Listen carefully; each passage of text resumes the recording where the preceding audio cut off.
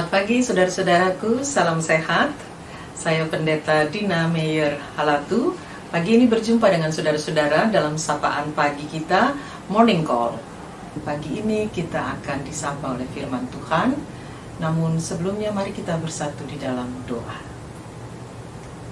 Bapa di surga, pagi hari ini kami kembali menerima anugerah kehidupan yang Engkau sediakan bagi kami. Mengisi hidup ini, kami ingin berjalan bersama Engkau di dalam firman. Karena itu, biarlah Tuhan berbicara bagi kami dan membuat kami mengerti apa yang akan kami baca dan yang kami renungkan bersama pada pagi hari ini. Maka kami sedia ya Tuhan untuk mendengar sapaan-Mu. Dalam nama Yesus kami berdoa, amin.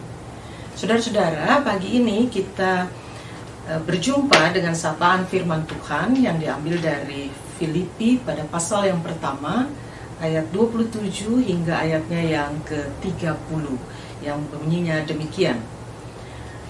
Hanya hendaklah hidupmu berpadanan dengan Injil Kristus, supaya apabila aku datang, aku melihat, dan apabila aku tidak datang, aku mendengar bahwa kamu teguh berdiri dalam satu roh dan sehati sejiwa, berjuang untuk iman yang timbul dari berita Injil, dengan tiada digentarkan sedikit pun oleh lawanmu. Bagi mereka semuanya itu adalah tanda kebinasaan, tetapi bagi kamu tanda keselamatan. Dan itu datangnya dari Allah. Sebab kepada kamu dikaruniakan bukan saja untuk percaya kepada Kristus, melainkan juga untuk menderita untuk Dia. Dalam pergumulan yang sama, seperti yang dahulu kamu lihat padaku, dan yang sekarang kamu dengar tentang aku. Itulah bagian dari firman Tuhan bagi kita pagi hari ini. Saudara-saudara yang terkasih, pandemi menyisakan banyak hal yang membuat hati kita sedih, hati kita sesak, bahkan hidup kita berjalan dengan tidak baik-baik saja. Karena tentu ada sebagian dari kita yang harus kehilangan orang-orang yang mereka kasihi, suami, istri, orang tua, anak, bahkan sahabat-sahabatnya, karena penyakit COVID-19. Dan bukan hanya itu saudara-saudara, pandemi ini juga memberikan dampak pada hidup sosial kita. Kita tidak bisa berinteraksi seperti biasanya, kita tidak bisa saling berkunjung satu dengan yang lain, bahkan kita tidak bisa bekerja sebagaimana yang kita harapkan pada waktu-waktu yang lalu.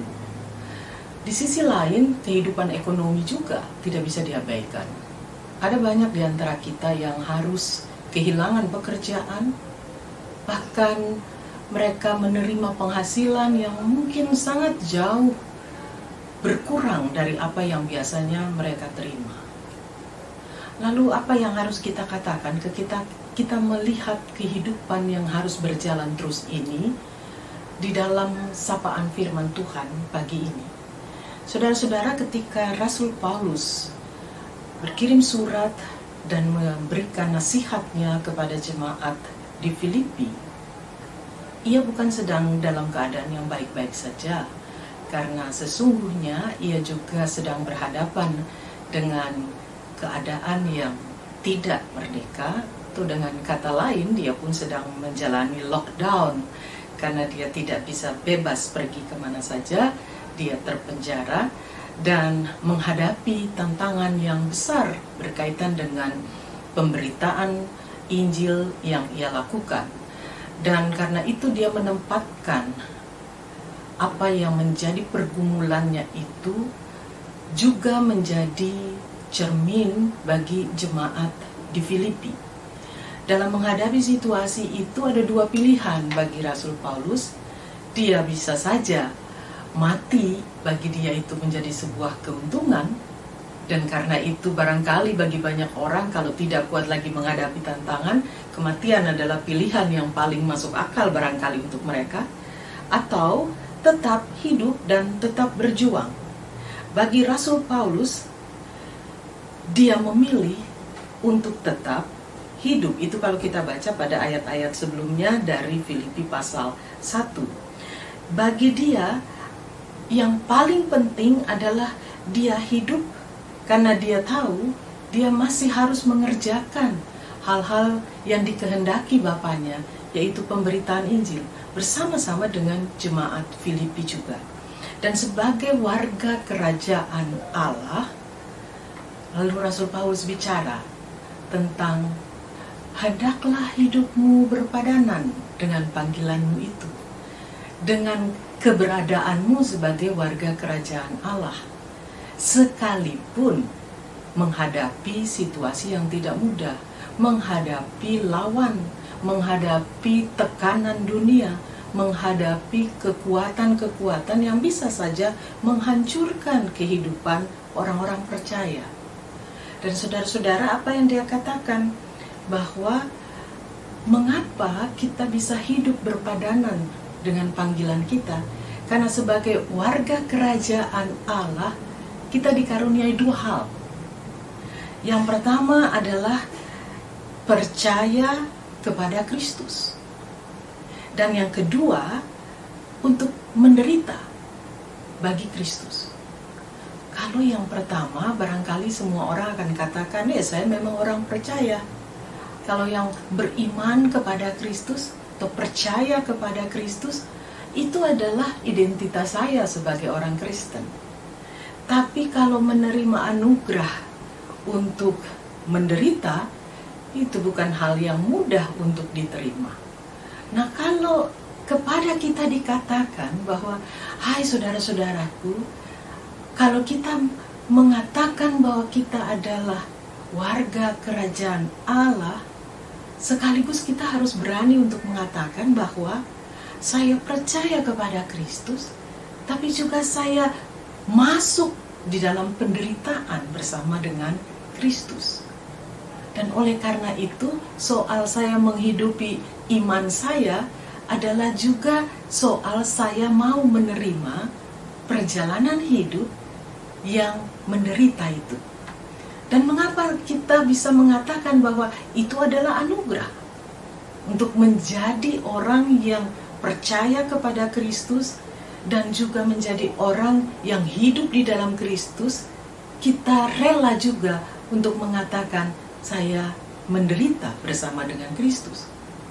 Karena saudara-saudara, ketika kita masuk dalam kerajaan Allah, kita hidup dalam persekutuan dengan Allah, pada saat itu juga kita mengatakan, saya percaya bahwa apapun yang dijalani oleh Kristus, itu adalah bagian yang harus saya ikut di dalamnya. Ketika saya percaya kepada Kristus, saya juga percaya bahwa Dia punya kekuatan yang besar, tapi sekaligus bahwa Kristus yang saya percayai juga menjalani penderitaan.